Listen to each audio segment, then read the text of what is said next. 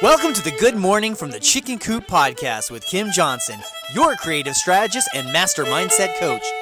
Filled with inspiration, distinctions, perspectives, and possibilities, we help you to cultivate a mindset that leads you to create the best version of yourself you could ever imagine. Join Kim every morning from one of her favorite happy places, her chicken coop, along with all her chickens.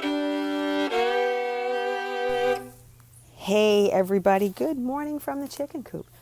So today we are talking about being curious and the power of being curious, in the sense that if you focus your attention on being the most curious person you can be, how it shifts your life. So curiosity to me is a superpower. People will often, wonder about what their gifts are and if they have any gifts. And that often comes up where I don't know what my gifts are.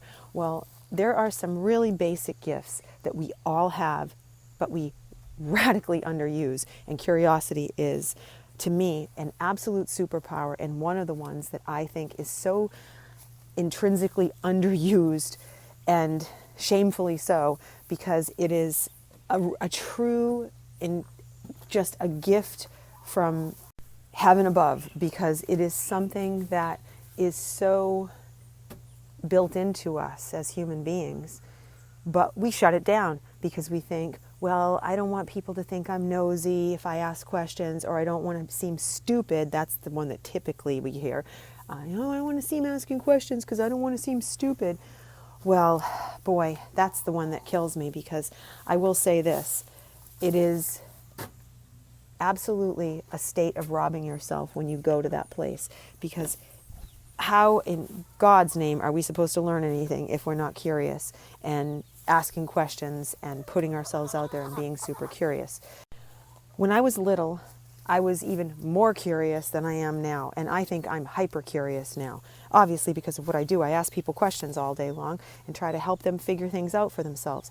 But when I was little, I was an absolute obsessive reader. I was constantly curious about things, and I asked lots of questions, and I talked a lot. And I had lots of ideas, and I would throw things out and ask teachers, and I spent a lot of time in trouble for that trait. My middle school years, 6th, 7th, and 8th grade, were not my happiest years of my life. And in fact, they were probably, like most of us, some of the most miserable years of my life. And there were a series of teachers at that point in time that really tried to, one particular one, really tried to break me of the habit of asking questions and talking and being curious, and constantly telling me that I needed to be quiet, I needed to just listen, sit there and conform. That was a word he would use, just conform. Would you please just conform? And it was very, very difficult for me. My parents, they did the best they could with what they had, but I was a very good student. I had very good grades.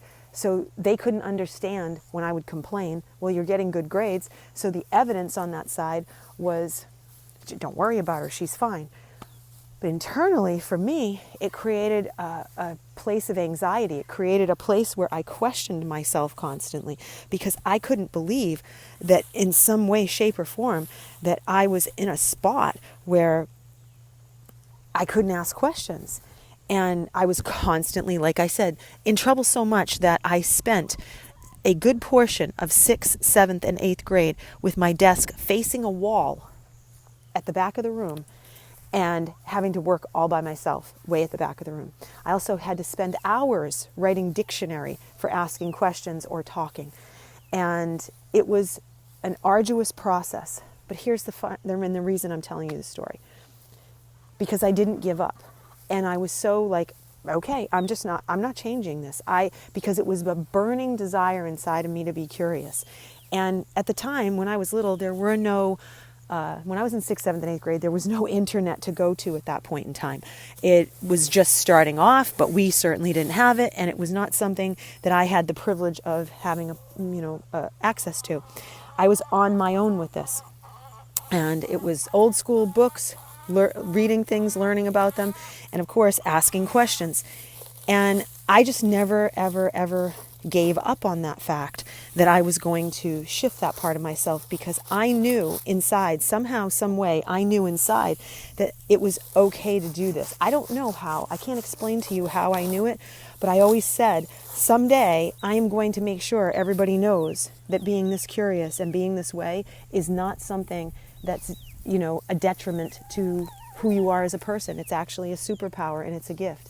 Because of that curiosity, because of my intense questioning, because of the way that I allowed myself to progress through this process, I ended up working for some of the coolest people in the world, and them complimenting me on the fact that I had a different way of thinking. And it was all because of that root of me never giving up the ability to be curious and to just pour into it. Why is this important to you?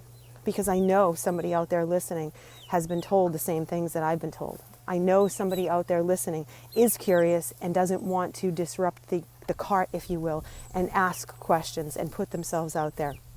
And I'm just telling you that don't give up on your superpower. Be the person that learns. Be an avid learner. Ask questions. Look for those pieces that you can plug into yourself that make you feel like, wow, I learned something today. Every day, make it a goal to be curious and learn something new. Every day, pour into this piece of yourself, and you will start to see how much more in the world you are appreciated and called upon, because most people walk around completely disconnected, as we know, watching TikTok, completely checked out, and not connecting with anybody and learning anything. So if you do yourself this favor, you will be a standout. And that's why you're here, right? You're showing up here because you want to figure out how to be a standout. Well, curiosity is a way to do it. So I hope you have an incredibly blessed day, and I will see you tomorrow.